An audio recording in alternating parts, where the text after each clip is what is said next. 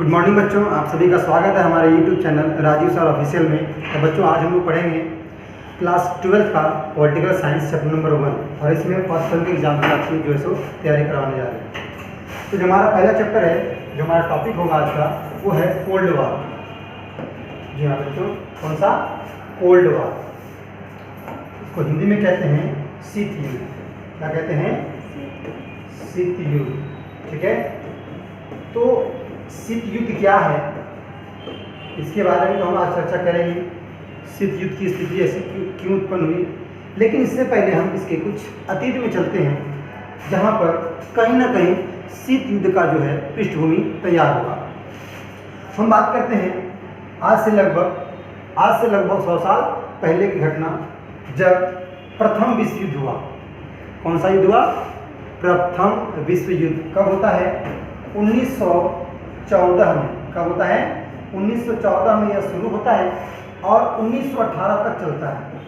ठीक है, 1914 से लेकर के 1918 तक चलता है हमारा प्रथम विश्व युद्ध। इसमें यह एक ऐसी घटना है जो इतिहास में इससे पहले कभी घटी नहीं थी। बहुत सारे जाने गई, धन की हानि हुई। ठीक है, और करोड़ों लोग जाने गए, करोड़ों लोग बेघर हो गए, लापता हो गए। ठीक है, और भविष्य में ऐसा फिर से कभी युद्ध ना हो, इसके लिए बहुत से राष्ट्रों ने मिल करके एक संघ की स्थापना किया, जिसका नाम रखा गया राष्ट्र संघ। क्या नाम रखा गया? राष्ट्र संघ। परंतु राष्ट्र संघ जो है, जिस उद्देश्य से बनाया गया कि भविष्य में फिर कभी इस तरह का भीषण हमला या इस तरह का युद्ध ना हो, इसके लिए राष्ट्र संघ बनाया गया। परंतु यह अपने उत्तरदायित्व को सही से निभा नहीं सका, जिसके फलस्वरूप द्वितीय विश्व युद्ध शुरू हो गया। कौन सा बच्चों? द्वितीय विश्व युद्ध शुरू हो गया। और द्वितीय विश्व युद्ध की शुरुआत होती है 1939 में। ठीक है, 1939 में शुरू होता है और इसका एंड होता है, यानी खत्म होता है 1945। इसमें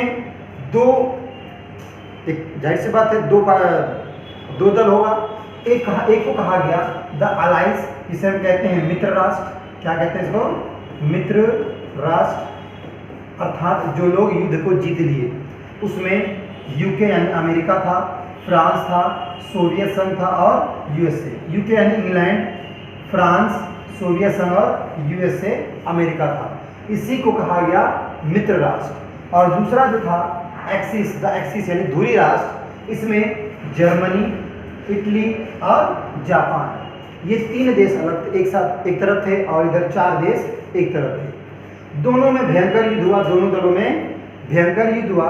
इस युद्ध में कहीं ना कहीं देखा जाए तो यूएसए की एंट्री बाद में होती है, लेकिन उससे पहले जर्मनी, इटली और जापान ने यूके की स्थिति को बहुत ही गंभीर कर दिया था। ठीक है, सोवियत संघ की स्थिति को भी बहुत ही गंभीर कर दिया था। लेकिन क्या हुआ, जब देखा गया कि इनकी स्थिति बहुत कमज़ोर हो गई है, तो अमेरिका क्या किया, इसमें बीच में एंट्री मारा और एंट्री ऐसा मारा कि सब के सब दंग रह गए।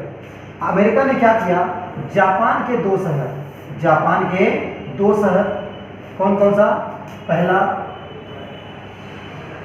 हिरोशिमा और दूसरा नागासाकी। दूसरा कौन सा बच्चों? नागासाकी। तो नागासाकी पर जो है उन्होंने परमाणु बम गिरा दिया। किस पर? नागासाकी पर। कब गिराया बच्चों? हिरोशिमा पर गिराया गया 6 अगस्त को। ठीक है, 1945 और 9 अगस्त को गिराया गया 1945 को नागासाकी पर। ठीक है, 6 अगस्त को जो बम गिराया गया उसका नाम था लिटिल बॉय। उसका नाम क्या था? Little boy. और 9 अगस्त को जो नागासाकी पर गिराया गया वो था फैट मैन। पहले बम गिराने के बाद पूरी तरह से जर्मनी सरेंडर नहीं किया। इसी को देखते हुए अमेरिका ने एक और बम गिरा दिया नागासाकी पर, जिससे पूरी तरह से जापान बैकफुट पे आ गया और अपने आप को सरेंडर कर दिया। और इस तरह से हिरोशिमा और नागासाकी पर परमाणु बम को गिराने के पश्चात ही, ठीक है, धुरी राष्ट्र कमज़ोर पड़ गए और जो सेकेंड वर्ल्ड वॉर था, जो द्वितीय विश्व युद्ध था, उसका अंत हो गया। और कहीं ना कहीं देखा जाए तो द्वितीय विश्व युद्ध ही शीत युद्ध के उदय का कारण बना, क्योंकि जो राष्ट्र जीत गए, जो मित्र राष्ट्र जीते, इन्हीं में से दो राष्ट्र, एक यूएसए और दूसरा सोवियत संघ, दूसरा कौन सा? सोवियत संघ। इन दोनों में महाशक्ति बनने की होड़ जो है वो शुरू हो गई। ठीक है, जब ये लोग जीते तो यूएसए का कथन है कि नहीं भाई हम शक्तिशाली हैं, हमने जो है सो हमारे वजह से तुम लोग जीते हो। तो सोवियत संघ कहना है कि नहीं, शक्तिशाली तो हम भी है भाई, हमने भी तो युद्ध में भाग लिया और उन लोगों को जो है सो पछाड़ा। तो अब जो है द्वितीय विश्व युद्ध के बाद ठन जाती है किसकी? आपस में ठन गई किसकी? यूएसए और सोवियत यूनियन, यानी कि अमेरिका और सोवियत संघ की। और यहीं से शुरू हो जाता है शीत युद्ध का दौर।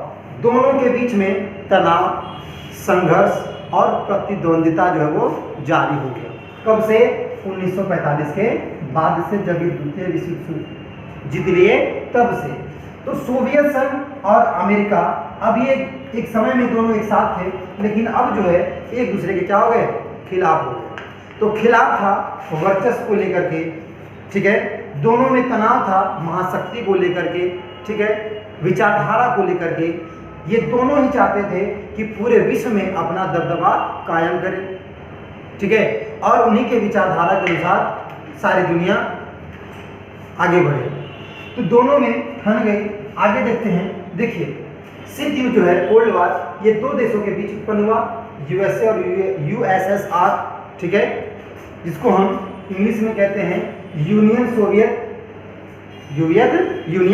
सोवियत, ठीक है, socialist Republic, union Soviet socialist Republic, अर्थात यूएसएसआर, ठीक है ना, यूएसएसआर, सोवियत संघ इसको शॉर्टकट में कहते हैं, क्योंकि इसमें बहुत सारे कंट्रीज शामिल थे। तो इन दोनों के बीच में क्या चल रहा है? एक तरह से देखा जाए प्रतिद्वंदिता, एक दूसरे एक दोनों देश आपस में भिड़ रहे हैं, किसको लेकर के? महाशक्ति बनने को लेकर के। आप देख सकते हैं इस मानचित्र में, यहाँ पे है अमेरिका और यहाँ पे है, पहले ये हिस्सा पूरा था सोवियत यूनियन का, ये हिस्सा था पूरे पहले सोवियत यूनियन का, ठीक है। तो ये था यूएसएसआर, ये था यूएसएसआर जिसको हम कहते हैं सोवियत संघ, और ये है USA, United state of America, जिसको कहते हैं संयुक्त राज्य अमेरिका। तो ये दोनों देशों के बीच जो है विवाद उत्पन्न होता है, किस बात को लेकर के?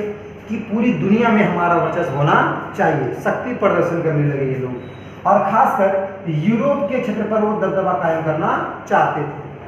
सोवियत संघ चाहता था कि यूरोप हमारे करीब में है तो पूरे यूरोप पर हमारा प्रभाव हो, जबकि यूएसए भी चाहता था कि यूएसएसआर का प्रभाव ना बढ़े, इसलिए यूरोप पर यह भी अपना प्रभाव जमाना चाहता था। तो इन दोनों के बीच में किस बात का प्रतिद्वंदिता था, किस बात का संघर्ष था? पहला विचारधारा, दूसरा महाशक्ति बनने की होड़ में, महाशक्ति बनने के लिए, ठीक है। तो विचारधारा मेनली इसमें जो है कि अगर विचारधारा, अगर अधिकांश देश, दुनिया के अगर अधिकांश देश इन लोगों की विचारधारा को अपना ले तो जाहिर सी बात है पूरी दुनिया पर उसी देश का क्या होगा? वर्चस्व होगा, ठीक है। अर्थात यूएसए ने कौन सी विचारधारा को अपनाया? पूंजीवादी, जिसको हम उदारवादी भी कहते हैं, अंग्रेजी में इसको कैपिटलिस्ट कहते हैं। और यूएसएसआर ने कौन सा विचारधारा अपनाया? साम्यवादी, ठीक है, साम्यवादी, जिसको हम इंग्लिश में कहते हैं, इसको इंग्लिश में कहते हैं सोशलिस्ट। क्या कहते हैं? सोशलिस्ट या कम्युनिस्ट जो कह सकते हैं, ठीक है ना। तो कम्युनिस्ट और कैपिटलिस्ट यानी पूंजीवादी और साम्यवादी में विचारधारा में दोनों में क्या था? विरोध था। पूंजीवादी का कहना, अमेरिका का कहना था कि नहीं, पूंजीवादी विचारधारा बहुत ही अच्छा है। आप सबसे पहले जान लेते हैं कि पूंजीवादी विचारधारा क्या है और समाजवादी विचारधारा क्या है। देखिए, पूंजीवादी विचारधारा की तरफ से कह सकते हैं, इसमें निजी लोगों को ज़्यादा महत्व दिया गया, अर्थात कोई भी संपत्ति से मान समझ लीजिए पेन है, इस पेन पर पैसे खर्च किसने किया? मैंने, तो इस पेन का मालिक कौन हुआ? मैं हुआ। तो ये कहलाता है पूंजीवादी विचारधारा, अर्थात इसमें जिसका पूंजी लगा होगा उसी का वही उसका मालिक होगा, ठीक है ना, वही उसका मालिक होगा, वो जैसे चाहे उसको रख सकता है, बेच सकता है, कुछ भी कर सकता है। लेकिन साम्यवादी विचारधारा एक ऐसा विचारधारा होता है जिसमें पूरे समाज को लेकर चलना होता है। उसमें किसी निजी व्यक्ति का किसी भी संपत्ति पर अधिकार नहीं होता है, बल्कि उस देश के समस्त संपत्ति पर अधिकार उस वहाँ के सरकार का होता है। सरकार तय करेगी कौन सी संपत्ति आएगा, कितना हिस्सा, कितना अनाज, कितना घर, कितना कपड़ा, किस वर्ग को कितना मिलना चाहिए। अर्थात यहाँ पे अगर आपके पास कोई भी संपत्ति है तो संपत्ति आपकी नहीं बल्कि वो संपत्ति राज्य की, और आपकी संपत्ति को किसी को भी बांट सकता है कौन? देश। अब बताइए आखिरकार इस तरह का तो विचारधारा चलना नहीं चाहिए, लेकिन चलेगा, चलना चाहिए। चला भी था।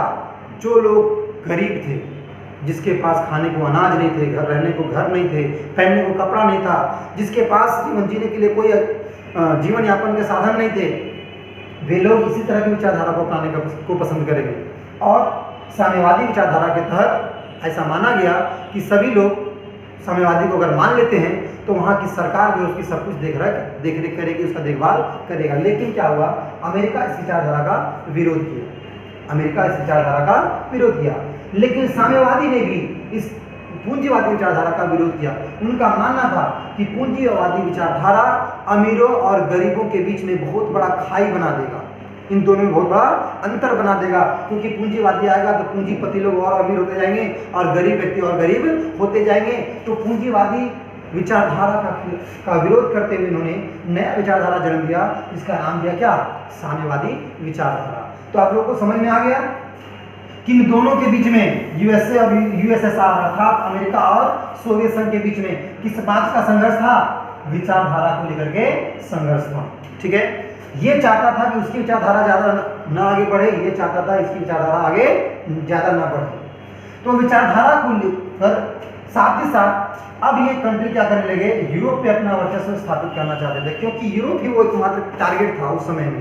प्रथम विश्व युद्ध यूरोप में, द्वितीय विश्व युद्ध यूरोप में, यूरोप की अर्थव्यवस्था तो एकदम चौपट हो चुकी थी, वहाँ का व्यवस्था बिल्कुल खराब हो चुका था, इतने पीछे चले गए थे कि पूछिए मत। तो सोवियत संघ ने चाहा कि अगर मैं इस देश को अगर मदद कर दूँ, अगर ये मेरे राष्ट्र मेरे अधीन में आ जाते हैं, हमारे विचारधारा को अपना लेते हैं, तो क्या होगा, ये बहुत तेजी से हम क्या करेंगे, इसको विकास कर देंगे, क्योंकि ये गरीबी में जी रहे हैं, साम्यवादी विचारधारा को अपनाएंगे तो इसको सब तरह की व्यवस्था हम देंगे, तो धीरे धीरे आगे बढ़ जाएगा। वहीं तो इसका विरोध किसने किया?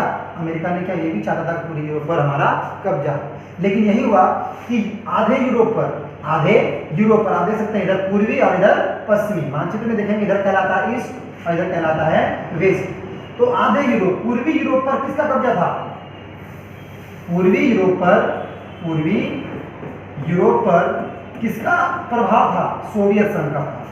जबकि पश्चिमी यूरोप पर किसका प्रभाव था?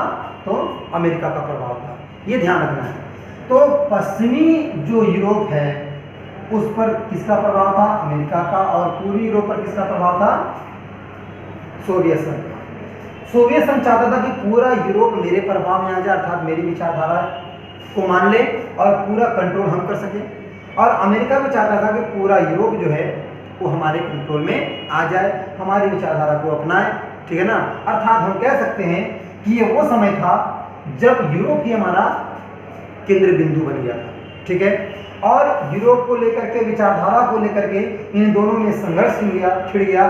कई बार ऐसे समय आए जब ये दोनों देश एक दूसरे के आमने सामने आ गए। कई बार पूरी दुनिया इस संकट से जूझ रही थी कि कहीं ना कहीं तीसरा वर्ल्ड वॉर ना हो जाए। ठीक है, तो इन दोनों के बीच में जो संघर्ष चला, इसी संघर्ष को हम लोग शीत युद्ध के नाम से जानते हैं। ठीक है, इस युद्ध में एक भी आदमी की जान नहीं गई, बस दोनों देशों के बीच में जो तनाव है, ठीक है, जो संघर्ष रहा एक दूसरे से आगे निकलने का, एक दूसरे का विरोध करने का, इसी विरोध, संघर्ष और प्रतिद्वंदिता, कंपटीशन की स्थिति को हम लोग कहते हैं शीत युद्ध। यह शीत युद्ध कभी भी वर्ल्ड वॉर अर्थात विश्व युद्ध का रूप नहीं लिया, इसीलिए इसका नाम रखा गया कोल्ड वॉर, ठंडा युद्ध। ठीक है, शीत युद्ध। हालांकि इसमें कोई युद्ध नहीं होता है। जो बच्चे पढ़ के नहीं जाएंगे कह देगा शीत युद्ध बहुत ही खतरनाक युद्ध था, ये ठंडा के मौसम में लड़ा गया था, करोड़ों लोग मारे गए। हाँ भाई साहब, एकदम मारे गए हमने, लेकिन आपके अनुसार, हमारे अनुसार तो नहीं मारे गए। आगे चलेंगे। अब क्या है कि अमेरिका और सोवियत संघ ये दोनों ही चाहते थे कि यूरोप पर क्या हो, मेरा दबदबा हो। इसके लिए अमेरिका ने क्या किया, अब देखिए, आप देख सकते हैं ये यूरोप का नक्शा है, इसमें जितने भी ब्लू कलर से लिखा हुआ है ये ब्लू कलर से जो लिखा गया है ये आपका किसके प्रभाव का है? ये अमेरिका के प्रभाव वाला कंट्री यानी कि पश्चिमी यूरोप। इस यूरोप में अब देखिए कहने का मतलब ये है कि भाई जो भी अमेरिका का पक्ष लिया है वो हमारे पक्ष में ही रहे, उसके पक्ष में ना जाए, इसके लिए क्या करना चाहिए? तो भाई इनकी मदद करना चाहिए। मदद कौन करेगा? अमेरिका। मदद कौन करेगा?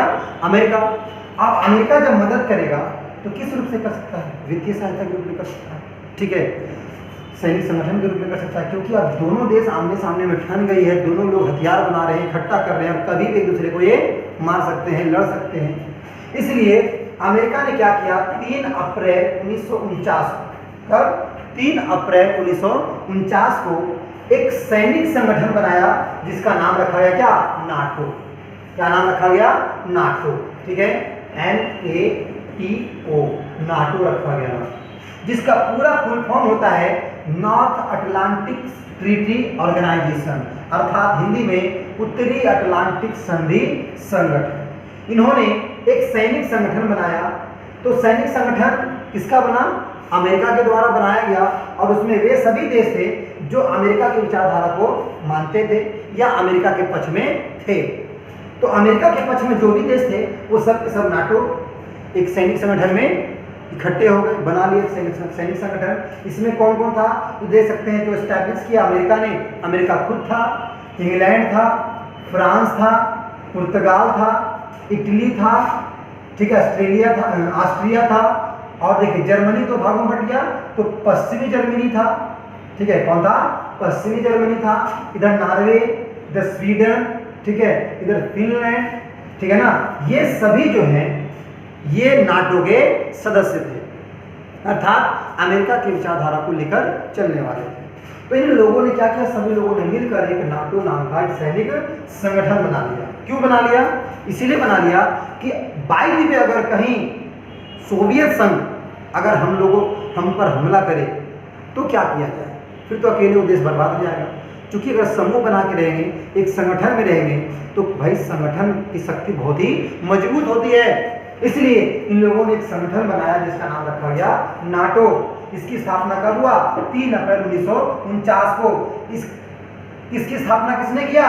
अमेरिका ने किया। अमेरिका ने कौन सा सैनिक संगठन बनाया? नाटो।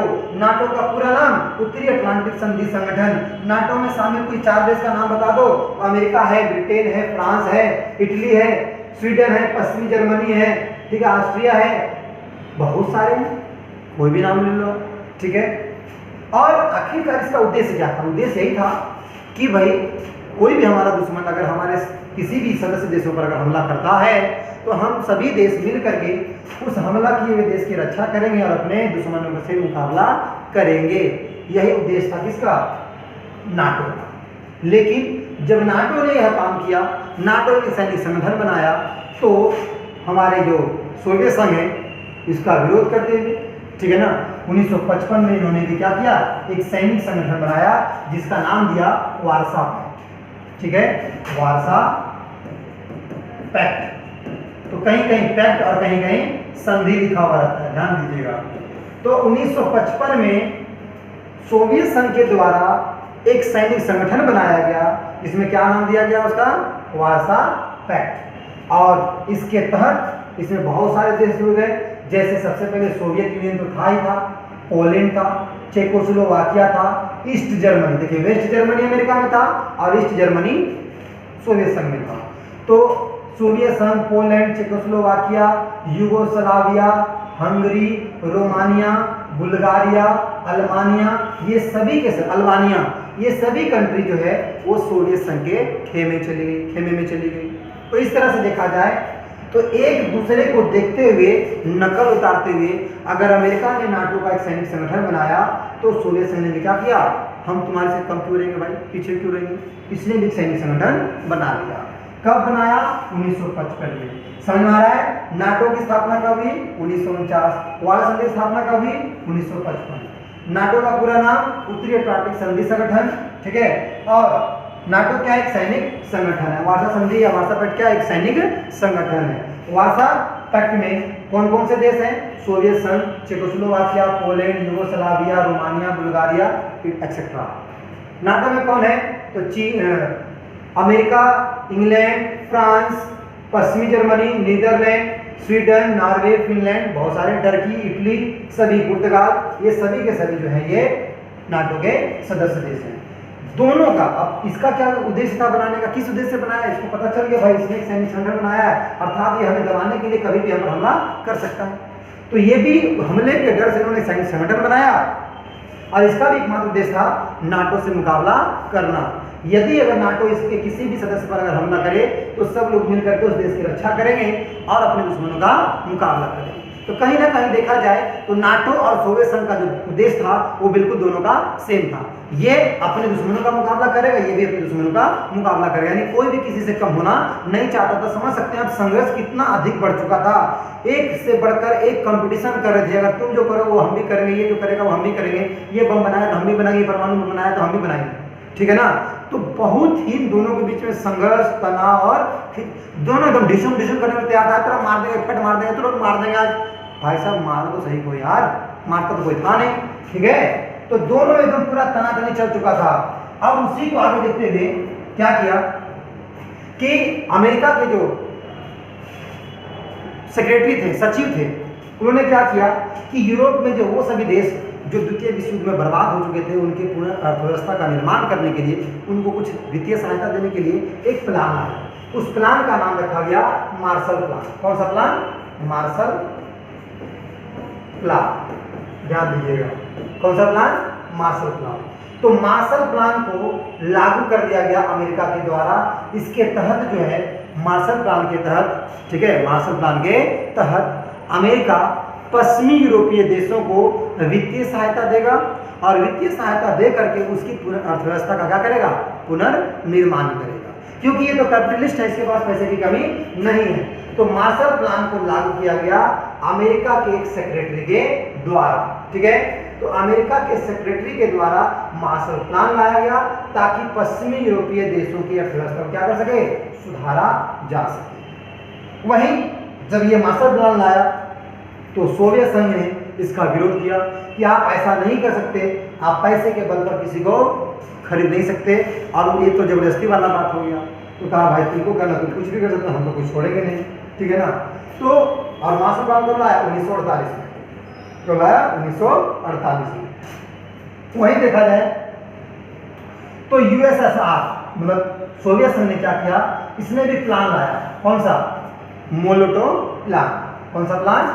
Molotov plan. हालांकि लाया तो था 47 में, लेकिन इसको लागू नहीं किया था। अब देखा कि भाई जब अमेरिका यूरोप के पश्चिमी देशों को वित्तीय सहायता दे रहा है मोलोटो प्लान के तहत, मार्शल प्लान के तहत, तो सोवियत संघ ने भी क्या किया? सोवियत संघ के जो विदेश मंत्री हैं इन्होंने भी एक प्लान बनाया कि पूर्वी यूरोपीय देशों को वित्तीय सहायता देकर क्या करेंगे? उसके भी अर्थव्यवस्था का पुनर्निर्माण करेंगे। आप देख सकते हैं क्या यहाँ पर संघर्ष झलक रहा है कि नहीं? एक दूसरे के बीच में कितना तनाव है, ये झलक रहा है कि नहीं?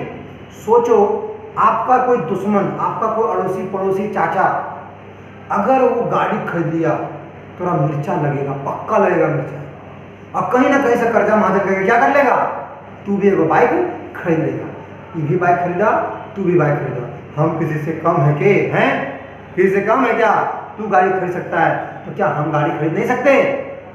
क्या समझ में आया कि भाई दोनों में कंपटीशन चल रहा है आगे बढ़ने का, दोनों में संघर्ष है, दोनों में तनाव है, कोई एक दूसरे को आगे बढ़ता हुआ नहीं दिखना चाहता है ना।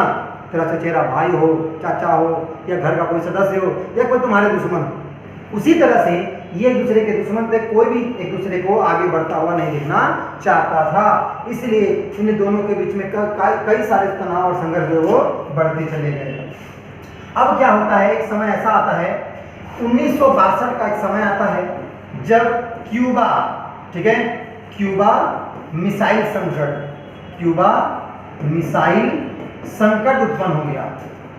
और यह संकट बहुत ही खतरनाक संकट था, क्योंकि इस समय में पूरी दुनिया को ऐसा लग रहा था कि अब वर्ल्ड वॉर 3 होने से कोई रोक नहीं सकता। दरअसल ये संकट क्या था जो 1962 में शुरू हुआ था, क्योंकि अमेरिका से सटा हुआ, देख सकते हैं यहाँ पे छोटा सा देश है, जिसका नाम है क्यूबा। क्या नाम है? क्यूबा। और क्यूबा का जो राष्ट्रपति था या क्यूबा के जो लोग थे वो साम्यवादी विचारधारा को मानने वाले थे, ठीक है। और क्यूबा को यह डर था कि अमेरिका उसके बगल में कभी भी इस पर हमला करके इसको अपने कब्जे में ले सकता था, इसलिए क्यूबा के राष्ट्रपति कहाँ चला गया? सोवियत संघ के पास चला गया। सोवियत संघ को मौका मिल गया एक अच्छा अमेरिका के करीब पहुंचने का, तो इससे इसने दोस्ती कर लिया। और दोस्ती करने के बाद इसकी सुरक्षा की गारंटी देते हुए इन्होंने क्या किया? क्यूबा में मिसाइलें और परमाणु बम को तैनात करना शुरू कर दिया। जब ये मिसाइल परमाणु बम को वहां तैनात कर रहे थे तो इसकी भनक जो है अमेरिका को लग गया कि सोवियत संघ ने क्या किया? क्यूबा में मिसाइल और परमाणु बम को तैनात कर दिया।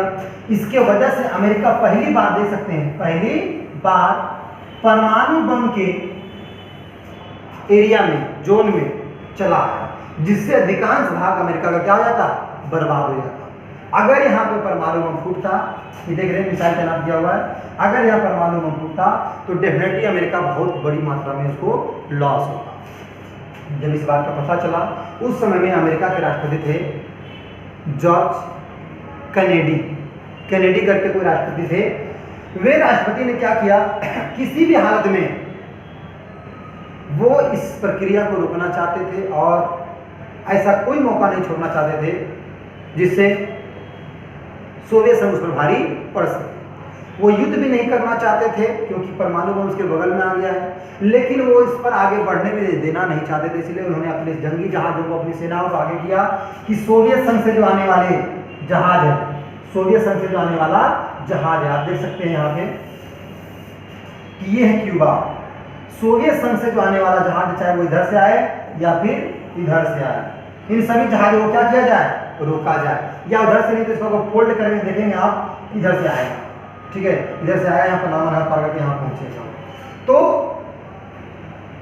किसी भी हालत में उन्होंने क्या किया? अमेरिका ने अपनी जंगी जहाज को आगे भेज दिया और यहाँ पे जहाज को तैनात कर दिया। भाई अब यहाँ पे रूस का जहाज, यहाँ पे अमेरिका का जहाज, यहाँ पे रूस का जहाज, यहाँ पे अमेरिका का जहाज, ठीक है। दोनों देश मिसाइल, तोप, जहाज, पुलिस, सेना, तोप, गोली, बंदूक सब लेके क्या हो गए? आमने सामने थे। अमेरिका कहता है तुम इसे पीछे ले जाओ, आगे बढ़ने नहीं देगा।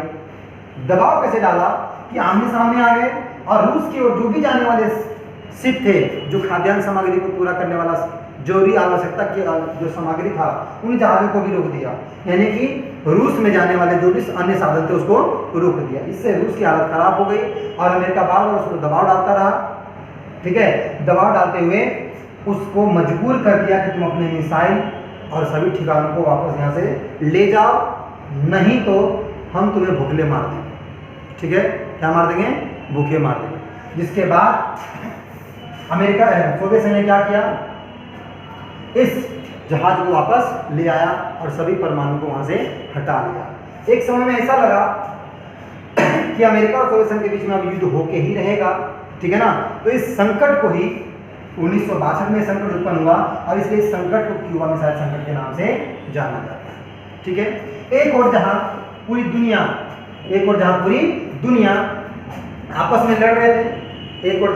आपस में लड़ रहे थे, वहीं दूसरी ओर देखें तो भारत यानी एशिया के कुछ देश, ठीक है, एशिया के कुछ देश,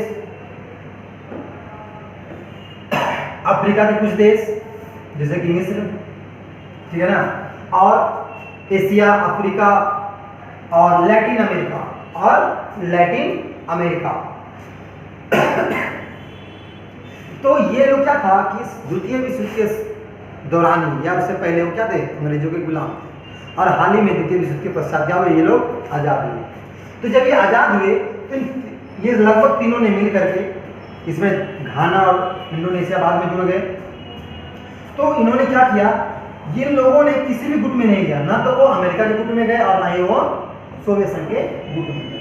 इन लोगों का कहना था भाई जब हम लोग गुलाम थे तो हमें कोई बचाने के लिए आया नहीं, तो ये लोग झगड़ा में हम पचड़ में क्यों पड़ने जाए, ठीक है। तो इन लोगों ने क्या किया? गुट निरपेक्ष के नाम से एक अलग गुट बना लिया। गुट निरपेक्ष का मतलब हो गया किसी भी गुट में पक्ष नहीं लेना, किसी भी गुट में शामिल न होना। क्या कहलाता है? गुट निरपेक्ष। क्योंकि हाल ही फिलहाल में ये लोग क्या हुए थे? आजाद हुए थे। इसका अपना मुख्य उद्देश्य था कि भाई हम अपने यहाँ के लोगों का क्या करें, विकास करें, अपने लोग यहाँ के लोगों का विकास करें ताकि वो आगे जल्दी से जल्दी बढ़ सके और तेजी से विकास कर सके। तो ये सभी लोग जो है गुट निरपेक्ष का आंदोलन किया, ठीक है, और सभी देशों को प्रेरित किया कि आप सभी लोग गुट को छोड़ करके इसमें शामिल हो ताकि शीत युद्ध का स्थिति जो हो जाए धीरे धीरे कम हो, प्रभाव कम हो और शीत युद्ध धीरे धीरे समाप्त हो जाए। और कहीं ना कहीं यह जो नीति है ये कामयाब भी हुआ, ठीक है, यह नीति कहीं ना कहीं कामयाब हुआ। धीरे धीरे इसकी संख्या बढ़ती चली गई और धीरे धीरे आगे चलकर शीत युद्ध का दौर में क्या हो जाता है, समाप्त हो जाता है, ठीक है। तो गुट निरपेक्ष का प्रथम सम्मेलन होता है 1961 में, कहाँ होता है, बेलग्रेड में। कहाँ होता है, बेलग्रेड में। इसमें भारत के प्रधानमंत्री जवाहरलाल नेहरू, ठीक है, टीटो एनक्रूमा, अब्दुल नासिर, ये सभी वे देश थे, मतलब वो सभी नेता थे जिन्होंने गुट निरपेक्ष का क्या किया था, स्थापना किया था, यानी संस्थापक सदस्य देश थे ये लोग। और ये लोग गुट निरपेक्ष के माध्यम से पूरे देश को, पूरी दुनिया को मैसेज दिया कि भाई किस झगड़ा झंझट करने से गुट में जाने का मतलब है लड़ाई, और लड़ाई से क्या होता है, केवल बर्बाद। इसलिए किसी भी गुट में शामिल मत रहो भैया, अलग अलग पड़े रहो, अपने काम से मतलब रखो, ठीक है ना। ज़्यादा गुटबाजी करोगे तो किसी दिन ठोका जाओगे बढ़िया से, ना तुम टूट फाड़ देगा सब बढ़िया से। इसलिए कोई किसी के लफड़े में, कोई किसी के लड़ाई झगड़ा में कभी मत जाना, ठीक है ना, कभी मत जाना कि भाई मेरे भाई को मार दिया, मेरे दोस्त को मार दिया, आज उसको छोड़ेंगे नहीं। तो तू आज उसको मार के आ जाएगा, अकेला था इसलिए, कहीं तू भी तो अकेला मिलेगा, सब लोग तुरंत उठा के चल जाएगा, उसको मारेगा, 4 वर्ष नाक में बचा तेरा गाँव में सब तोड़ देगा, ठीक है ना। ध्यान रखिएगा इस बात में। आगे देखेंगे तो क्या होता है कि जो अमेरिका का जो गुट था या अमेरिका के सदस्य देश थे, ये सोवियत संघ वाले इसको जो है ना पहली दुनिया, इसको पहली दुनिया कहते थे और ये लोग उसको दूसरी दुनिया कहकर बोलते थे।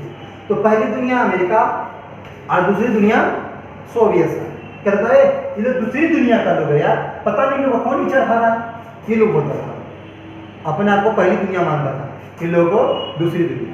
अब जब ये लोग, ठीक है, इन लोग के साथ में नहीं आया तो क्या कहते हैं, इन लोग कहता है ये तीसरी दुनिया का लोग। कौन है, तीसरी दुनिया का लोग है। तो तीसरी दुनिया किसको कहा गया, जो गुट निरपेक्ष में शामिल था, गुट निरपेक्ष देशों को तीसरी दुनिया कहा जाने लगा, ठीक है। दूसरी दुनिया सोवियत संघ को जो कहता है तीसरी दुनिया के देश है, इन लोग का अलग ही विचारधारा है, अलग ही दिमाग है, समझ में आया ना। तो इस तरह से ये गुट निरपेक्ष आंदोलन भी चल गया। भारत ने कौन सा नीति अपनाया, गुट निरपेक्ष की नीति अपनाया। वो नहीं चाहता था कि हम किसी गुट में जाए, क्योंकि हम हाल ही में आज़ाद हुए हैं, ठीक है, लड़ झगड़ करके भैया बहुत सारे खून बहाए हैं, और हम नहीं चाहते हैं कि किसी भी गुट में शामिल हों, इसलिए वो किसी भी गुट में शामिल नहीं होता है, ठीक है। तो ये थी हमारे क्लास 12 के चैप्टर नंबर 1 के कुछ शॉर्टकट में हमारा जो चैप्टर क्लियर हुआ। अब हम जानेंगे जो कुछ भी पढ़े, जो कुछ भी हमने यहाँ पर आपको बताया, आप समझ लेते हैं। इसी वीडियो में आपका हम टेस्ट लेते हैं, हमने क्वेश्चन बना के रखा है, देखते हैं आप लोग इसका जवाब दे पाते हैं या नहीं दे पाते। देखिए पहला सवाल, ध्यान से देखिए, शीत युद्ध का दौर या शीत युद्ध जो कह सकते हैं चैप्टर नंबर 1 का, प्रथम विश्व युद्ध की शुरुआत कब हुई, अभी मैंने आपको बताया 1914 में हुआ। द्वितीय प्रथम विश्व युद्ध का अंत कब हुआ, मैंने बताया कब, 18 में। द्वितीय विश्व युद्ध की शुरुआत कब हुई, second world war, second world war बताओ कब हुआ, 1930 में, 35 में, 39 में या 45 में, शुरुआत बताओ, 39 में हुआ। और द्वितीय विश्व युद्ध का अंत कब हुआ, 1950, 45, 1950, 45 या फिर 35 या 40 में। तो भैया द्वितीय विश्व युद्ध का अंत जो होता है वो 45 में होता है, और ये 45 में खत्म हुआ। और वही अगला सवाल, शीत युद्ध का शुरुआत कब हुआ, शीत युद्ध का शुरुआत कब हुआ, तो शीत युद्ध का शुरुआत हुआ 1945 में। शीत युद्ध का अंत हो जाता है हमारा कब, 1949, 1990, 1991, 1995। ये तो मैंने आपको बताया नहीं, जो लोग पहले पढ़े थे उनको पता होगा। शीत युद्ध का अंत होता है 1991।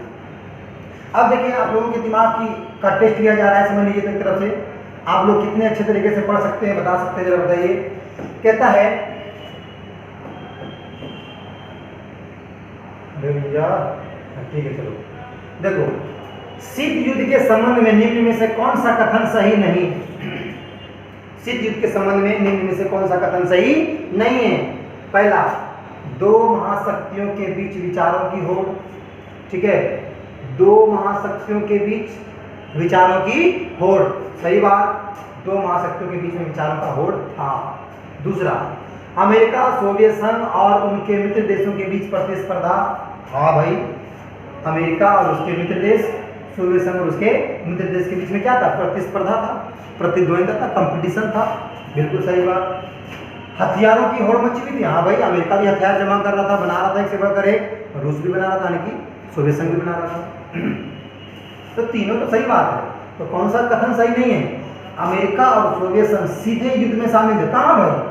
सीधे युद्ध में कहाँ होगा? युद्ध ही नहीं हुआ, शीत युद्ध में तो कोई युद्ध ही नहीं हुआ, तो सीधे युद्ध में शामिल कैसे हो सकता है? इसलिए जब ये बात गलत है, अर्थात हमारा ऑप्शन 4 जो है वो सही होगा। समझ में आया? कोई दिक्कत? अब देखिए सवाल, पूर्व बनाम पश्चिम का संघर्ष का संबंध जो है किससे है? प्रथम विश्व युद्ध से, द्वितीय विश्व युद्ध से, शीत युद्ध से, या इनमें से कोई? अरे भाई, यहाँ के था हैं, और यहाँ कौन था? यहाँ था यूएसएसआर, सोवियत संघ। यहाँ कौन था? USA, America. ये है बीचों बीच, इन्हें वाला हो गया पूर्व, इन्हें हो गया पश्चिम। तो पूर्व बनाम पश्चिम हुआ कि नहीं हुआ? इसका संबंध कौन चीज से था? शीत युद्ध से था। समझ आया? इसका संबंध किससे था? शीत युद्ध से था। कोई दिक्कत? अगला सवाल, 9 अगस्त, प्रश्न नंबर 9 है, अगस्त 1945 में अमेरिका ने जापान के किन दो प्रमुख शहरों पर परमाणु बम गिराया? ओसाका पे, हिरोशिमा पे, नागासाकी पे, या 2 और 3? हिरोशिमा और नागासाकी पर गिराया था, तो दोनों पे तो टिक मारेंगे नहीं, टिक मारेंगे चौथा पर, ठीक है, हिरोशिमा और नागासाकी, यानी 2 और 3, यही हमारा आंसर होगा। ऑप्शन कौन सा? डी, ऑप्शन डी, यानी कि 4। कोई दिक्कत? आगे चलते हैं। क्वेश्चन नंबर 10 में अमेरिका द्वारा अप्रैल 1949 में स्थापित सैन्य गुट का क्या नाम था? तो अमेरिका ने एक सैन्य गुट स्थापित किया था अप्रैल 1949 में, उसका नाम क्या था? नाटो, वीटो, वार्सा, या सभी? नाटो। अमेरिका ने जो सैन्य गुट बनाया उसका नाम क्या था? नाटो था, ठीक है, उसका क्या नाम था? नाटो था।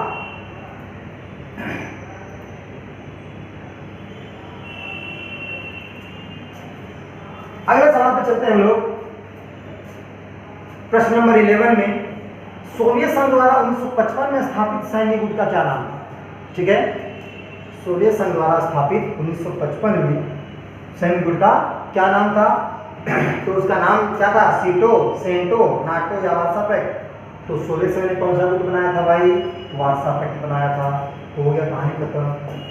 पश्चिमी गठबंधन, वाह, ये कैसे कंफ्यूज करेगा? देखो, पश्चिमी गठबंधन का क्या नाम था? तो पश्चिम में क्या था? अमेरिका। अमेरिका का कौन सा गठबंधन था? नाटो। हो गया सही आंसर, ठीक है, पश्चिमी यूरोप का गठबंधन था, इसलिए पश्चिमी गठबंधन के नाम से जाना गया नाटो। नाटो का पूरा नाम लिखिए, पूरा नाम, पूर्ण, यहाँ रूप सही से नहीं लिखा, पूरा होगा। नाटो का पूर्ण रूप क्या है?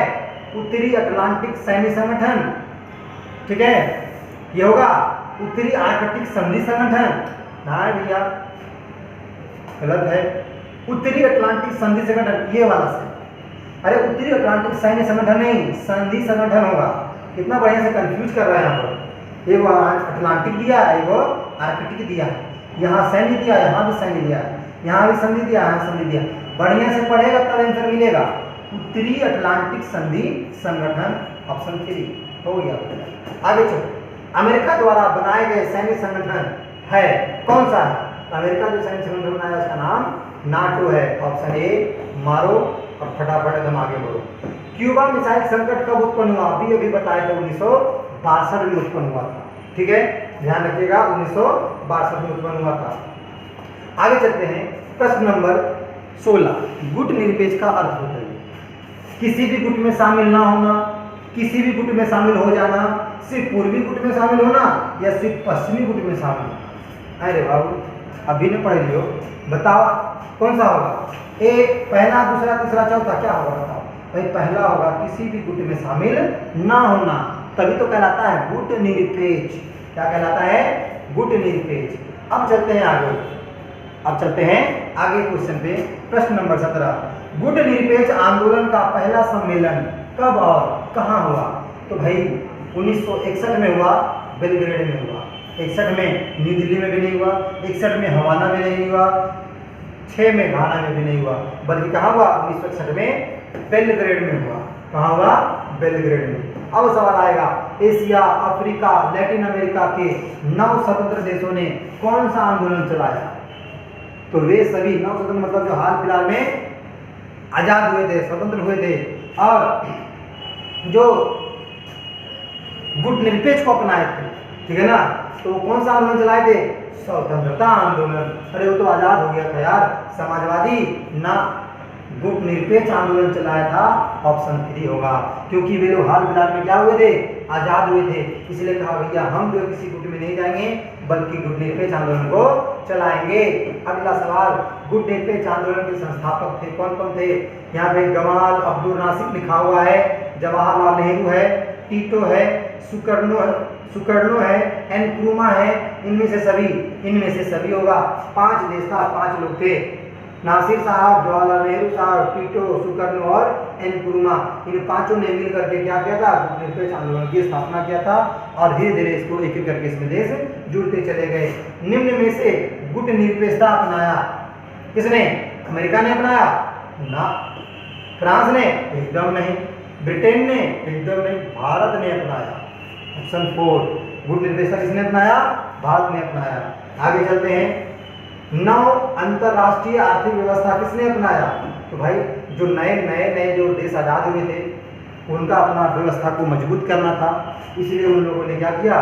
9 अंतरराष्ट्रीय आर्थिक व्यवस्था को अपनाया। तो किसने अपनाया होगा? गुट निरपेक्ष देशों ने अपनाया होगा। सिंपल सी बात। पहली दुनिया किसे कहा गया? आप भी बताए थे, पहली दुनिया किसे कहा गया? अमेरिका को। दूसरी दुनिया सोवियत संघ को, ठीक है। और तीसरी दुनिया 9 स्वतंत्र राष्ट्रों या फिर गुट निरपेक्ष देशों को। डायरेक्ट आंसर दे रहे हैं, तुम लोग इसको देखते रहना और बात करते रहना। अब बताओ, परमाणु अप्रसार संधि पर किस देश ने हस्ताक्षर नहीं किया था?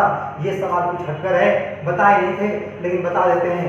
भारत ने नहीं किया, पाकिस्तान ने नहीं किया, इजराइल ने नहीं किया, तो चौथा क्या होगा? इनमें से सभी। तो आंसर क्या लिखेंगे हम? इनमें से सभी। आगे, बर्लिन की दीवार को कब खड़ा किया गया? 1961 में। कब खड़ा किया गया? 1961 में खड़ा किया गया। अमेरिका ने कौन सा विचारधारा अपनाया? बताओ भाई, अमेरिका ने कौन सा विचारधारा अपनाया? पूंजीवादी, समाजवादी, ठीक है, पूंजीवादी या समाजवादी, गुट निरपेक्ष या फिर इनमें से सभी? पूंजीवादी ने अपनाया था भाई। सोवियत संघ ने कौन सा विचारधारा अपनाया? तो सोवियत संघ ने साम्यवादी या फिर समाजवादी, जो कह लो, ये अपनाया। पूंजीवादी नहीं अपनाया, उदारवादी नहीं, इनमें से सभी हो ही नहीं सकता, तो अपनाया था साम्यवादी या फिर समाजवादी। हो गया यहाँ पे आपका खत्म, क्लियर। तो चैप्टर नंबर 1 अच्छे तरह से समझ लिए। शीत युद्ध एक तरह का संघर्ष और तनाव भरा शीत युद्ध था, जो अमेरिका और सोवियत संघ के बीच में संघर्ष उत्पन्न हुआ और ये दोनों देश के दूरी की वजह से पूरी दुनिया में एक अलग गुट बन गया। दोनों देशों का अपना अपना अलग अलग गुट बन गया। अमेरिका के सैनिक गुट को नाटो कहा गया, ठीक है, जबकि वार्सा सोवियत संघ के जो गुट को, सैनिक गुट को वार्सा संधि कहा गया। अमेरिका ने पश्चिमी यूरोपीय देशों की अर्थव्यवस्था को सुधारने के लिए एक प्लान लाया, मार्शल प्लान, जिसमें इसका मुख्य उद्देश्य था पश्चिमी यूरोपीय देशों की अर्थव्यवस्था को सुधारना। तो उसके जवाब में ही सोवियत संघ ने भी एक प्लान लाया, मोलोटोव प्लान, जिसका उद्देश्य था पूर्वी यूरोपीय देशों की अर्थव्यवस्था को सुधारना। इस तरह से एक दूसरे का संघर्ष बढ़ता चला गया। बीच में एक समय ऐसा आया 1962 में जब दोनों देश आमने सामने आ गए क्यूबा को लेकर के। ये इसे क्यूबा मिसाइल संकट के नाम से जाना जाता है। परंतु पूरे विश्व में कुछ ऐसे भी देश थे जो यूरोपियों के कब्जे से हाल ही में मुक्त हुए थे 1945, 47, 48 के आसपास में। और वे सभी लोग न तो अमेरिका के गुट में गए और न ही सोवियत संघ के गुट में गए। उन लोगों ने एक अपना अलग गुट बनाया जिसे हम गुट निरपेक्षता के नाम से जानते हैं। गुट निरपेक्षता के प्रथम आंदोलन या सम्मेलन जो है, बैठक जो है, वो बेलग्रेड में हुआ, 1962 में हुआ, ठीक है। भारत ने भी गुट निरपेक्षता की नीति को अपनाया क्योंकि उसको पता था कि हम हाल फिलहाल में आज़ाद हुए हैं, हमारा किसी ने सहयोग नहीं किया तो हम भी किसी को सहयोग नहीं करेंगे। ठीक है। और कहीं ना कहीं अगर हम किसी भी गुट में जाएंगे और भविष्य में उनका युद्ध होगा तो फिर से हमें जान मान की हानि उठानी पड़ेगी। इसलिए भारत ने गुट निरपेक्षता की नीति को अपनाना जरूरी समझा, ठीक है। तो उम्मीद करते हैं चैप्टर नंबर 1 आपका अच्छे से क्लियर हो गया होगा और इसी के अंदर से आपका क्वेश्चन एग्जाम में आएगा। अच्छे से इसको पढ़ लेंगे, तैयारी कर लेंगे, एक एक वर्ड को अच्छे से दिमाग में बैठा लेंगे और एग्जाम से एक बार एग्जाम में बैठने से पहले 1-2 घंटा पहले या एक दिन पहले आप इस वीडियो को अच्छी तरह से देख लीजिएगा, पूरी तरह से प्रिपेयर हो लीजिएगा, उसके बाद एग्जाम में जाइएगा। गारंटी बोलते हैं कि आप बहुत ही अच्छे नंबर से, बहुत ही अच्छे नंबर से पास होंगे, ठीक है। मिलेंगे अगले वीडियो में, तब तक आप लोग मन लगा के पढ़ते रहिए।